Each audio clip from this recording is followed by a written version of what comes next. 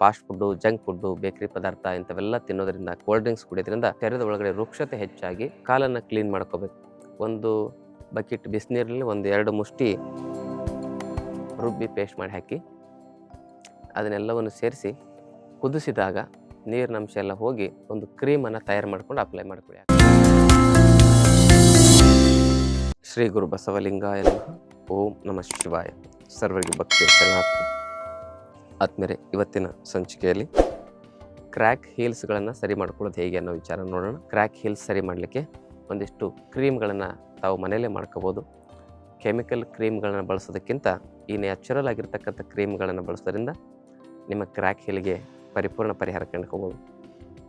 ಯಾಕೆ crack heal ಆಗುತ್ತಂದರೆ ಹೆಚ್ಚು ವೃಕ್ಷ ಆಹಾರ ತಿನ್ನೋದ್ರಿಂದ, fast food, junk food, bakery ಪದಾರ್ಥ ಇಂಥವೆಲ್ಲ ತಿನ್ನೋದ್ರಿಂದ, ಕೋಲ್ಡ್ ಡ್ರಿಂಕ್ಸ್ ಕುಡಿಯೋದ್ರಿಂದ ಶರೀರದ ಒಳಗಡೆ ವೃಕ್ಷತೆ ಹೆಚ್ಚಾಗಿ ಕ್ರ್ಯಾಕ್ ಹೀಲಿನ ಸಮಸ್ಯೆ ಬರ್ತದೆ. ಅದಕ್ಕೆ ಇಂಥ ಕೆಟ್ಟ ಆಹಾರಗಳಿಂದ ದೂರ ಇರಿ.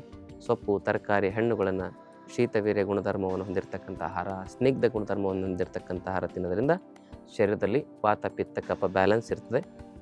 ಇಂಥ ಸಮಸ್ಯೆಗಳು ಬರೋದಿಲ್ಲ. ಮೊದಲೇ ವಾತ ಪ್ರಕೃತಿ ಇರ್ತದೆ, ಪಿತ್ತ ವಿಕಾರಗಳಿರ್ತವೆ. ಅಂಥ ಸಂದರ್ಭದಲ್ಲಿ ಇಂಥ ಕೆಟ್ಟ ಆಹಾರಗಳನ್ನು ತಿನ್ನೋದ್ರಿಂದ ಆ ಒಂದು ಸಮಸ್ಯೆ ಇನ್ನೂ ಹೆಚ್ಚಾಗುತ್ತೆ. ಅದಕ್ಕೆ junk food, fast food, preservative ಇರೋ ಫುಡ್ಡನ್ನು ಬಿಟ್ಟು ಸೊಪ್ಪು, ತರಕಾರಿ, ಹಣ್ಣುಗಳನ್ನು ಸೇವನೆ ಮಾಡೋದನ್ನು ರೂಢಿ ಮಾಡಿಕೊಂಡ್ರೆ ಇಂಥ ಸಮಸ್ಯೆಗೆ ಒಳಗಿನಿಂದ ಪರಿಹಾರ ಸಿಗ್ತದೆ. ಈಗ ಸಮಸ್ಯೆ ಆಗಿದೆ, ಅದಕ್ಕೆ ಪರಿಹಾರ ಏನು ಅನ್ನೋದಾದರೆ ಮೊದಲೇನು ಮಾಡಬೇಕಂದ್ರೆ ಕಾಲನ್ನು ಕ್ಲೀನ್ ಮಾಡ್ಕೋಬೇಕು.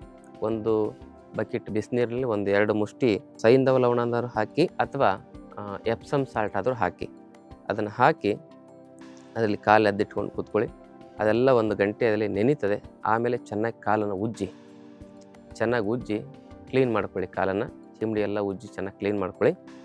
ಅದಾದ ನಂತರ ಒಂದು ಕ್ರೀಮನ್ನು ತಯಾರು ಮಾಡ್ಕೊಂಡು ಅಪ್ಲೈ ಮಾಡ್ಕೊಳ್ಳಿ. ಆ ಕ್ರೀಮ್ ಹೇಗೆ ತಯಾರು ಮಾಡೋದಂದರೆ ಒಂದು 100 ಗ್ರಾಮು ಜೇನು ಮೇಣ, 200 ಗ್ರಾಮ್ನಷ್ಟು ಕೊಬ್ಬರಿ ಎಣ್ಣೆ, ಅದರಲ್ಲಿ 50 ಗ್ರಾಮ್ನಷ್ಟು ಅಲೋವೆರಾ ಜೆಲ್ ಮತ್ತು ಒಂದು 100 ಗ್ರಾಮ್ನಷ್ಟು ದೇಸಿ ಹಸುವಿನ ತುಪ್ಪ ಇವೆಲ್ಲವನ್ನು ಸೇರಿಸಿ ಅದನ್ನು ಚೆನ್ನಾಗಿ ಏನು ಮಾಡಬೇಕಂದ್ರೆ ಜೇನು ಮೇಣವನ್ನು ಚೆನ್ನಾಗಿ ಕಟ್ ಮಾಡಿ ಅದರಲ್ಲಿ ಹಾಕಿ ಅದನ್ನು ಪೇಸ್ಟ್ ಮಾಡಿ ಹಾಕಬೇಕು. ಜೇನು ಮೇಣವನ್ನು ರುಬ್ಬಿ ಪೇಸ್ಟ್ ಮಾಡಿ ಹಾಕಿ ಅದನ್ನೆಲ್ಲವನ್ನು ಸೇರಿಸಿ ಕುದಿಸಿದಾಗ ನೀರಿನ ಅಂಶ ಎಲ್ಲ ಹೋಗಿ ತೆಳುವಾದ ಪೇಸ್ಟ್ ಥರ ಒಂದು ವ್ಯವಸ್ಥೆಗೆ ಬರ್ತದೆ.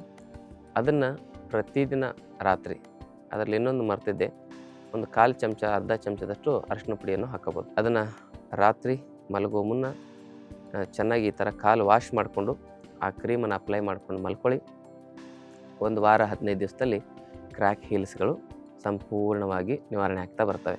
ಆ ಕ್ರೀಮ್ ಹಚ್ಕೊಂಡಾಗ ಚೆನ್ನಾಗಿ ಅಬ್ಸರ್ವ್ ಆಗಬೇಕಂದ್ರೆ ಅದಕ್ಕೆ ಹಚ್ಕೊಂಡ್ಮೇಲೆ ಸಾಕ್ಸ್ ಹಾಕ್ಕೊಂಡು ಮಲ್ಕೊಳ್ಳಿ. ಇಡೀ ರಾತ್ರಿ ಅದೇನಾಗುತ್ತೆ ಚೆನ್ನಾಗಿ ಅಬ್ಸರ್ವ್ ಆಗಿ ಆ ಒಂದು ಒಳಗಿರ್ತಕ್ಕಂಥ ಎಲ್ಲ ಇನ್ಫ್ಲಮೇಷನ್ಗಳು ಕಮ್ಮಿಯಾಗಿ ಮತ್ತು ಆ ಒಂದು ಕ್ರ್ಯಾಕ್ಸ್ಗಳು ಸೇರಿಕೊಂಡು ಕಾಲಾಗಿರ್ತಕ್ಕಂಥ ಎಲ್ಲ ಒಂದು ಕ್ರ್ಯಾಕ್ಸ್ಗಳನ್ನು ನಾವು ನಿವಾರಣೆ ಮಾಡ್ಕೋಬೋದು. ಅದರ ಜೊತೆಗೆ ಪ್ಲೇನಾಗಿ ಒಂದೊಂದೇ ಪದಾರ್ಥಗಳನ್ನು ಬಳಸಿನೂ ಕೂಡ ಕ್ರ್ಯಾಕ್ ಹೀಲ್ಗೆ ಪರಿಹಾರ ಕಂಡ್ಕೋಬೋದು.